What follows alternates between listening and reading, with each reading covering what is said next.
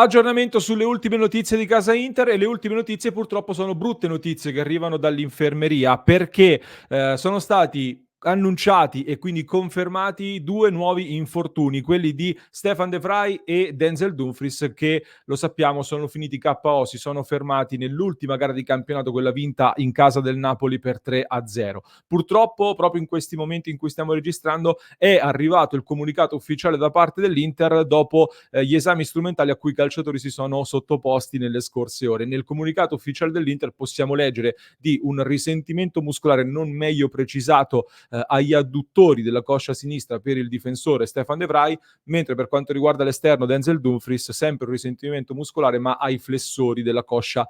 sinistra. Quindi entrambi, da quello che fa sapere l'Inter, si sottoporranno a nuovi esami, saranno nuovamente valutati la prossima settimana. Per tradurre il tutto in tempi di recupero quando tornano in campo, che cosa significa questo? Che di sicuro tutti e due saltano la gara contro l'Udinese di questo sabato, ma poi non conoscendo esattamente l'entità dello stop, al momento non sappiamo bene identificare i tempi di recupero precisi, ma è scontato ovviamente che salteranno la Real Sociedad in Champions League e anche la Lazio. Possiamo ipotizzare quindi circa 2 settimane di stop o addirittura attorno anche ai 20 giorni, specificando poi che Simone Inzaghi nell'immediato post partita di Napoli-Inter aveva detto che probabilmente lo stop di De Vrij è un pochino più grave rispetto a quello di Dumfries, quindi magari Dumfries potrebbe avere qualche giorno in meno in termini di recupero rispetto a De Vrij. Che cosa succede allora adesso dopo questa doppia brutta notizia? Ne parliamo in questo nuovo episodio di oggi, in cui al termine vi porto anche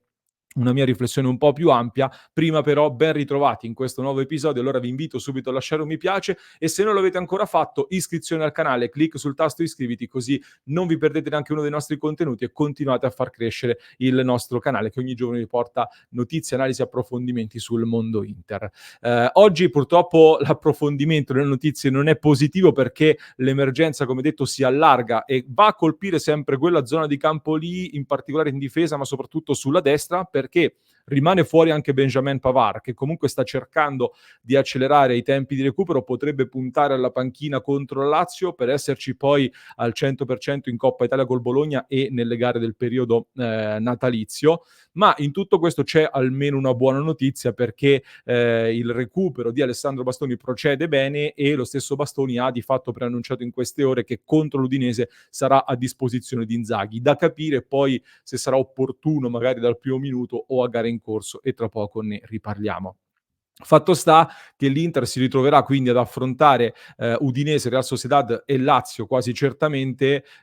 con la necessità, con l'obbligo di coprire le fasce, sinistra e destra, e la difesa con 7 giocatori di fatto per 5 ruoli. Copertina un po' corta, e questi giocatori sono in difesa Darmian, Acerbi, Bissek e Bastoni, che è al rientro dall'infortunio quindi andrà gestito con cautela, più magari possiamo aggregare ecco il giovane stabile che è stato aggregato appunto dalla primavera. Sugli esterni c'è un Quadrado che non sembra ancora avere del tutto i 90 minuti, ma vedremo, poi Di Marco e Carlos Augusto. È decisamente un problema per Inzaghi che, tra le altre cose, Acerbi e Darmian li sta anche spremendo e non sono più nemmeno giovanissimi, anche se stanno dando comunque ancora segnali di grande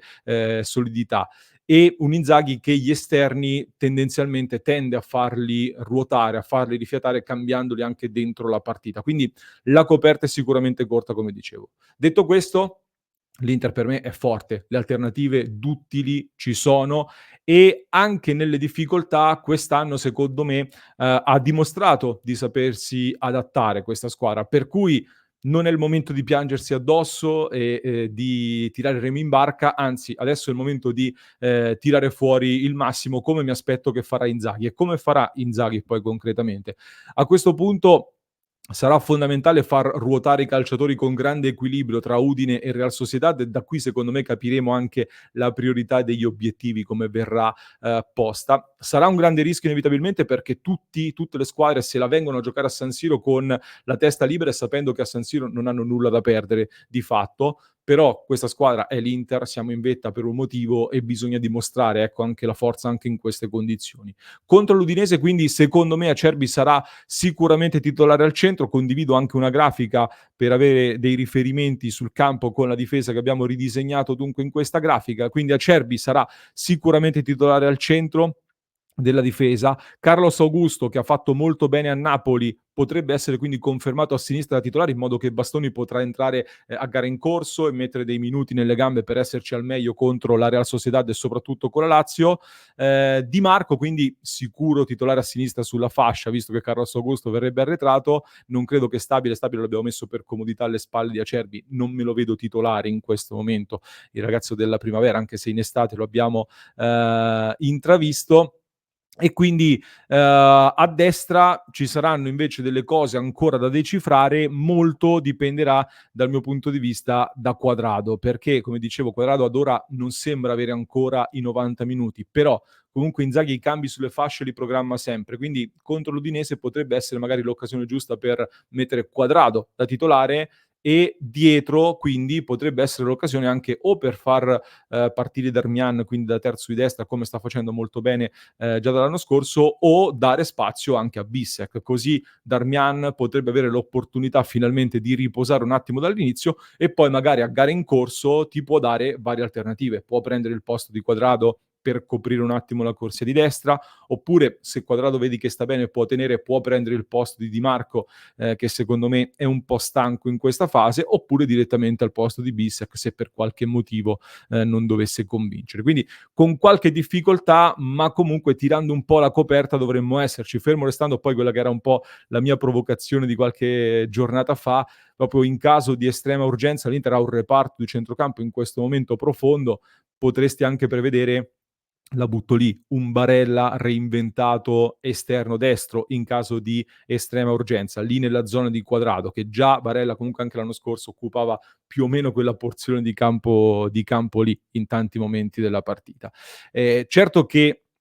se Inzaghi aveva previsto di fare delle rotazioni più profonde contro l'Udinese, alla luce di questa situazione difensiva potrebbe cambiare un pochino le carte in tavola e anche un po' le priorità, quindi le varie rotazioni. Di sicuro, per chiudere, ci troviamo ad affrontare con una serie di infortuni una settimana che avrà poi degli effetti sul resto della stagione, perché la gara contro l'Udinese arriva in un turno di campionato in cui il Milan affronta l'Atalanta, la Juventus il Napoli, quindi c'è la possibilità di guadagnare dei punti in vetta alla classifica. Poi c'è la Lazio che a Roma è la bestia nera di Inzaghi e in mezzo a queste due sfide di campionato c'è una gara contro la Real Sociedad che vale il primo posto nel girone di Champions, che sarebbe importantissimo, lo sappiamo, per garantirsi un sorteggio più morbido poi agli ottavi di finale che si giocheranno a febbraio e porteranno via tante energie in un momento molto delicato. Per questo parlo di partite che avranno degli effetti più avanti in questa stagione. Credo comunque che se l'Inter